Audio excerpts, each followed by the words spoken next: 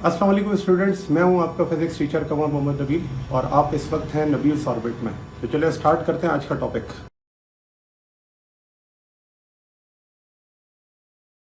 देखिए, जो काम हमने आरएल के लिए किया, अब वही काम हम किसके लिए करेंगे? आरसी सर्किट के लिए करेंगे। और चेंज कोई नहीं है। देखा जाए तो यहाँ पर भी वही सर्किट है। और इस सर्किट को अगर देखें तो करंट जब अप्लाई होता है किस पर? रेजिस्टर पर और कैपेसिटर पर। तो जब ये करंट रेजिस्टर पे अप्लाई होता है उसे हम वी आर कहते हैं।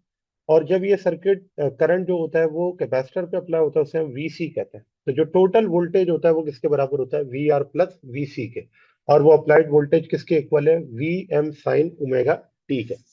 अब अगेन यहाँ पर जो करंट होगा उसे हम क्या लिखेंगे? तो जो करंट है वो सीरीज में सेम होता है, तो हम लिख सकते हैं आई नॉट साइन ओमेगा टी। तो ये आपके पास सीरीज में करंट क्या होगा? Same series. तो जो करंट आर पे वही करंट क्या है? कैपेसिटर पे। अब ये करंट जब अप्लाई हुआ तो यहाँ पर मैं रफली इस चीज को ड्रॉ करूं कि हमने यही पढ़ा है कि रेजिस्टर में वोल्टेज और करंट इन फेस होता है। तो यहाँ पर आपको नजर आ रहा है वोल्टेज और करंट इन फेस। लेकिन कैपेसिटर के अंदर करंट लीड करता है।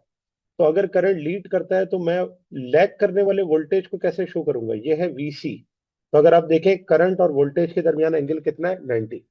यही जो वेक्टर डायग्राम है इसको मैं यहाँ पे रिप्रेजेंट करता हूँ कि अगर हम वेक्टर डायग्राम के अंदर देखें कि किस तरह से आपके पास जो कैपेसिटर और रेजिस्टर है वो आपस में बिहेव करते हैं, तो हम इस तरह से शो कर सकते हैं कि लेट से मेरे पास एक लाइन तो हम ले लेते हैं करंट की। ठीक है, तो ये आपके पास लाइन है करंट की, इसे हम कह देते हैं आई। इस करंट में जो रेजिस्टर है वो पैरेलल है। तो रेजिस्टर इसके क्या हो गया? पैरेलल। ये लिखा जाएगा वी आर। और जो इंडक्टर सॉरी कैपेसिटर है वो इसके क्या है? लैग कर रहा है 90 डिग्री से। तो लैगिंग को मैंने इस तरह से शो कर दिया। ये आपके पास क्या कर रहा है? लैग कर रहा है। कितने एंगल के साथ? 90 के साथ। अब जरा देखें कि ये आपके पास है वीसी और वी आर, दोनों परपेंडिकुलर है। तो दो वेक्टर्स को आपस में क्या करना है? ऐड करना है।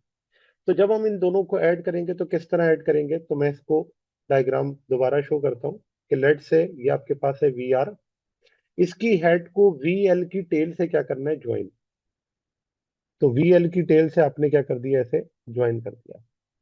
तो यहां पर आपके पास आ गया, ये आ गया वी आर और ये आ गया वी सी। इन दोनों का जो रिजल्टेंट होगा उस रिजल्टेंट को हम यहाँ पे शो कर सकते हैं कि वो रिजल्टेंट इस तरह से मैं ड्रॉ कर सकता हूँ कि ये आपके पास इसका क्या हो गया? रिजल्टेंट। ठीक है। अच्छा, अब इस रिजल्टेंट को मैं क्या कह दूंगा कि ये रिजल्टेंट है वी। और अगर देखा जाए तो यहां पर आप देखें कि ये है 90 डिग्री का एंगल और ये एंगल है थीटा। तो जिस लाइन पर दो एंगल बनते हैं उसे हम क्या कहते हैं? बेस। ये आपके पास हो गई परपेंडिकुलर और ये क्या हो गया? हाइपोटेन्यूज। तो अब ट्राइंगल आपको नजर आ रहा है। इस ट्राइंगल को हम रिजल्टेंट वेक्टर या रिजल्टेंट वोल्टेज निकालने के लिए क्या करेंगे? यूज। तो कैसे करेंगे? अगेन इस ट्राइंगल का नाम दे दें ओ ए बी। तो जब मैं ट्राइंगल देखता हूं, ट्राइंगल ओ ए बी, तो इस ट्राइंगल के अंदर हम पाइथागोरस थ्योरम लगाते हैं। हाइपोटेनियस का स्क्वायर, बेस का स्क्वायर, परपेंडिकुलर का स्क्वायर। तो जो हाइपोटेनियस है वो यहाँ क्या है? We square. बेस क्या है? V R square.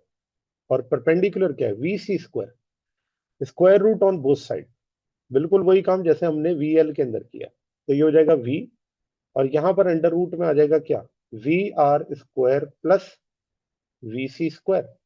अब आपको पता है कि जो वोल्टेज ड्रॉप होता है आर में उसे हम लिखते हैं आई आर, और जो वोल्टेज ड्रॉप होता है सी में उसे हम लिखते हैं आई एक्स सी।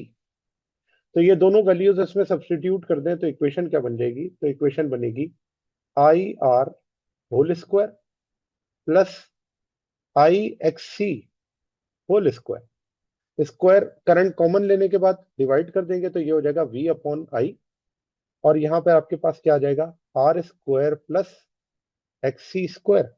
तो वी अपॉन आई किसके बराबर होता है? इम्पिडेंस के। तो अगर आप देखें तो यहाँ पर इम्पिडेंस आ गई ना।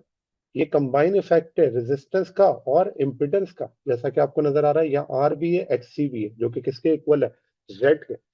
अब क्योंकि यहाँ पर इम्पिडेंस आ गई है तो इसको इम्पिडेंस को हम इम्पिडेंस डायग्राम और इम्पिडेंस के सर्किट में सॉल्व करते हैं। अब जैसा कि आपको ऊपर वोल्टेज की हमने कंडीशन बताई, उस तरह से अगर यहाँ पर रेजिस्टेंस को और इंडक्टेंस जो कैपेसिटिव रिएक्टेंस है उसको भी ड्रॉ करें तो कैसे ड्रॉ करेंगे? तो ये आपके पास है रेजिस्टेंस आर, और इस रेजिस्टेंस में अगर मैं कैपेसिटिव रिएक्टेंस को ऐड करूं तो हेड टू टेल से इसे हम ज्वाइन कर देते हैं। ये आपके पास है एक्स सी। तो जो रिजल्टेंट होगा उस रिजल्टेंट को हम क्या कहते हैं? इम्पिडेंस। तो अगर आप देखें ये डायग्राम बिल्कुल वैसी है जैसे वोल्टेज की डायग्राम थी। ये अब आपके पास क्या हो गया? जेड, यहाँ पर एंगल है थीटा, ये है 90 डिग्री।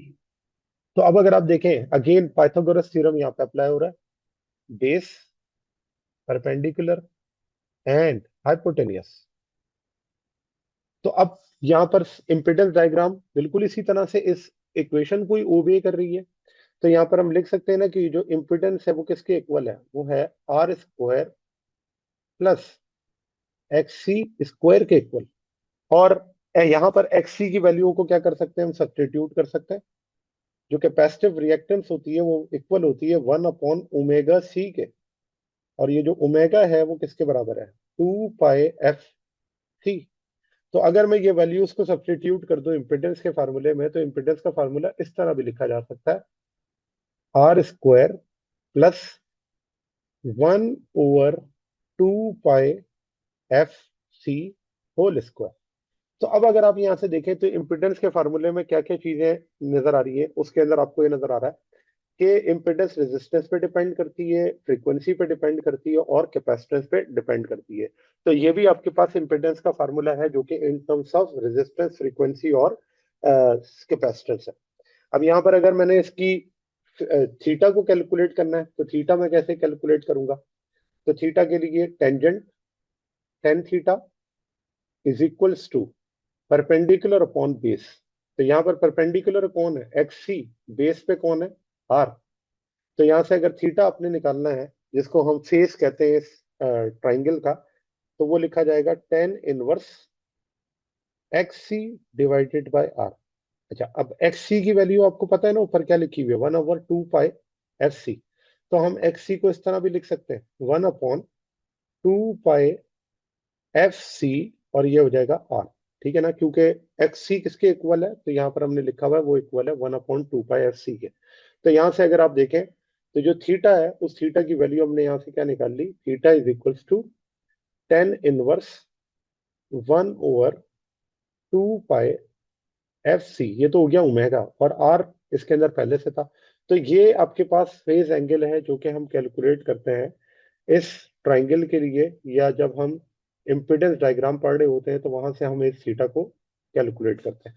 और ये चीज ऊपर भी हमने डिस्कस की थी जब हम डिस्कस कर रहे थे एसी थ्रू इंडक्टर को। तो वहां पर भी देखें ये जो मैंने एक्सएल लिखा है, तो इस एक्सएल की जगह पर मैं ये भी लिख सकता हूँ ना, टेन इनवर्स एक्सएल किसके इक्वल होता है? ओमेगा एल के, omega L divided by R, और ओमेगा 2 पाई एफ के इक्वल है।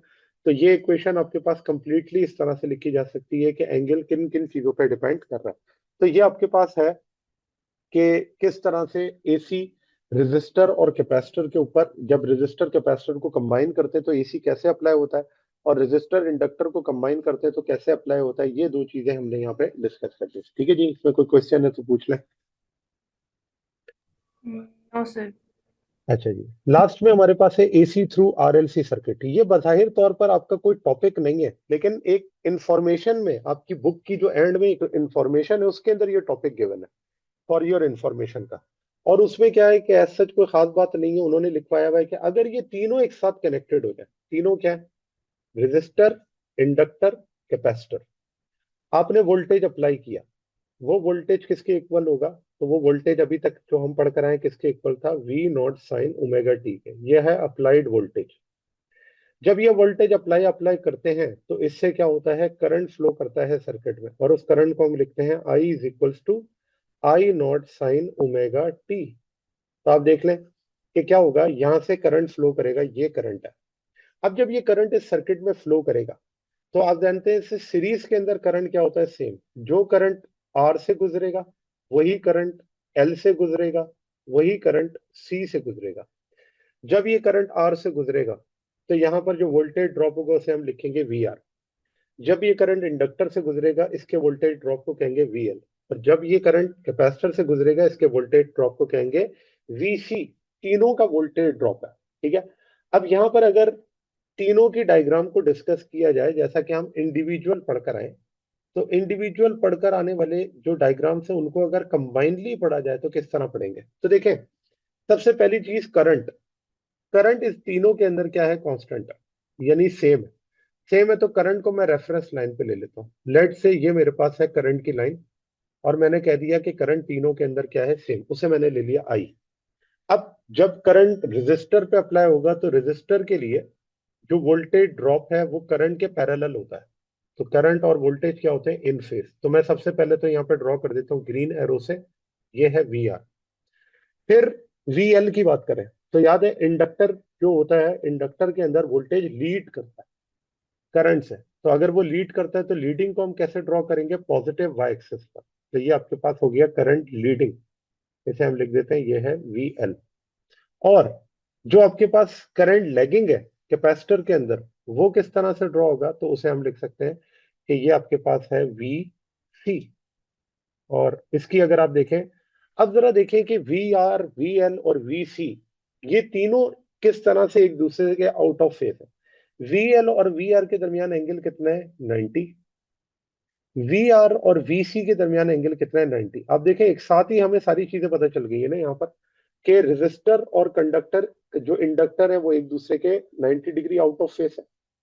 रेजिस्टर और capacitor 90 degree out of phase है, जबकि वी एल और V C 180 degree out of phase है। जब आपके पास वोल्टेज अप्लाई किया जाता है तो ये बात इस तरह से भी समझी जा सकती है कि जो वी एल होता है वो इक्वल होता है आई एक्स एल के, और जो वी सी होता है वो इक्वल होता है आई एक्स सी के। तो यहां पर अगर मैं इस तरह से अप्लाई करूं, एक्स एल किसके इक्वल होता है, ओमेगा एल, और इसमें V C is equals to I 1/ओमेगा सी। अब जरा देखें, V L is equals to omega की जगह आप पुट कर दें 2 पाई एफ एल, और यहां पर V C is equals to आई/2 पाई एफ सी। अब जरा देखें कि ये दोनों एक दूसरे के 180 डिग्री आउट ऑफ फेस हैं कैसे। जब मैं हायर फ्रीक्वेंसी अप्लाई करता हूं तो हायर फ्रीक्वेंसी के लिए वी एल की वैल्यू क्या होगी, ज्यादा। लेकिन हायर फ्रीक्वेंसी के अंदर वीसी की वैल्यू क्या होगी, लो। इसका मतलब वीएल और वीसी एक दूसरे के क्या है, 180 डिग्री आउट ऑफ फेस है। जब मैं लो फ्रीक्वेंसी की इनपुट अप्लाई करता हूं तो वहां पर वीएल की वैल्यू क्या हो जाती है, कम। लेकिन लो फ्रीक्वेंसी के लिए वीसी की वैल्यू क्या हो जाती है, ज्यादा। तो यहां पर अगर देखा जाए तो फ्रीक्वेंसी जब आप अप्लाई कर रहे हैं हायर, तो हायर फ्रीक्वेंसी पे जो वोल्टेज ड्रॉप है इंडक्टर का वो ग्रेटर होगा, लेकिन वीसी का लोअर होगा। जब लोअर फ्रीक्वेंसी अप्लाई करते हैं तो वहां पर वीसी का वोल्टेज ड्रॉप ज्यादा है तो वीएल का कम है। इसका मतलब वीसी और वीएल एक दूसरे के क्या है, 180 डिग्री आउट ऑफ फेस है। एक चीज के बढ़ाने से दूसरी चीज क्या हो रही है, कम हो रही है। और यही चीज हम यहाँ पर शो कर रहे हैं कि इनके दरमियान फेज डिफरेंस कितना है, 180 डिग्री का, ठीक है। तो जब आप अप्लाई करते हैं एसी को तीनों में, तो तीनों में ये किस तरह से अप्लाई होता है, तो इसमें एक वक्त में कोई एक चीज डोमिनेट करेगी, या तो वीएल डोमिनेट करेगा या वीसी। अगर आपने ये कंडीशन बनानी है कि इसके अंदर एल और सी आपस में क्या हो जाए, इक्वल, तो इसे हम कहते हैं रेजोनेंस फ्रीक्वेंसी। और रेजोनेंस फ्रीक्वेंसी पे इस करंट की इंपीडेंस सबसे कम होगी। अब जरा देखें कि अगर मैं इंपीडेंस की बात करूं तो वहां पे इंपीडेंस किस तरह से लिखी जा सकती है। तो हम यहाँ पर लिखेंगे इंपीडेंस इज इक्वल्स टू, और ये होगा R square plus X L minus X C whole square. ये आपके पास इक्वेशन है इंपिडेंस की इस सर्किट में। और आप देखें कि इसके अंदर तीनों चीजें आ गई हैं। इसके अंदर रेजिस्टेंस भी है, इसके अंदर इंडक्टेंस, इंडक्टिव रिएक्टेंस भी है, इसके अंदर कैपेसिटिव रिएक्टेंस भी है। और यही रिलेशन जो है वो आपको बताता है कि जब आप सर्किट के अंदर एक से ज्यादा कंपोनेंट कनेक्ट करते हैं तो जो टोटल रेजिस्टेंस होती है वो किसके इक्वल होती है। और उसे हम मेजर किस में करेंगे, तो इंपिडेंस को हम मेजर करते हैं ओहम्स के अंदर, V अपॉन आई। तो V अपॉन आई वोल्ट पर एम्पियर, और वो किसके इक्वल होता है, ओहम के, ठीक है ना। तो ये जी स्टूडेंट्स, तो ये था आज का हमारा टॉपिक। उम्मीद है आपको ये टॉपिक समझ आया होगा। अगर आप नबील्स ऑर्बिट में रहना चाहते हैं तो सब्सक्राइब करें, और नई आने वाली वीडियोस के लिए बेल आइकन प्रेस करें। Thank you very much. अल्लाह हाफिज़।